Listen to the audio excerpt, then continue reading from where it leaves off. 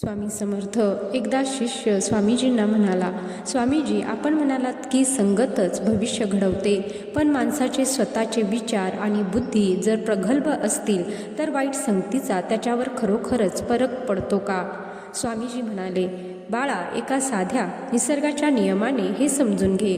पावसाचा एक थेंब जेव्हा आकाशातून पडतो तेव्हा तो अगदी शुद्ध असतो, बरोबर? शिष्य म्हणाला, होय स्वामीजी. स्वामीजी म्हणाले, मग विचार कर, जर तो पाण्याचा थेंब तापलेल्या लोखंडावर पडला तर काय होईल? तो क्षणात वाहून नष्ट होईल. शिष्य म्हणाला, आणि जर तोच थेंब कमळाच्या पानावर पडला तर? शिष्य म्हणाला, तो एका चमकणाऱ्या मोत्यासारखा दिसेल. आणि जर तोच थेंब समुद्रातील शिंपल्यात पडला तर काय होईल? शिष्य म्हणाला, स्वामीजी, त्याचा खरोखरच मौल्यवान मोती बनेल. स्वामीजी पुढे म्हणाले, पाण्याचा थेंब तोच होता, पण तो कोणाच्या संपर्कात आला त्यावरून त्याचे अस्तित्व आणि मूल्य ठरते.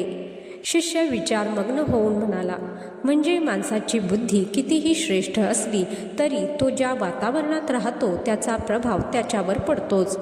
स्वामीजी म्हणाले, अगदी बरोबर. वाईट माणसाची संगत म्हणजे कोळशाच्या खाणीसारखी असते. कोळसा तापलेला असेल तर हात भाजतो आणि थंड असेल तर हात काळे करतो.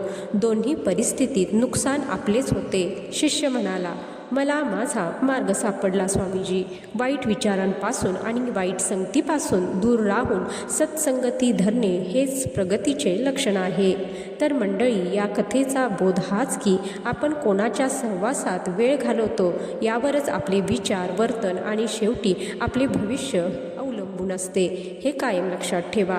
जय श्री स्वामी समर्थ.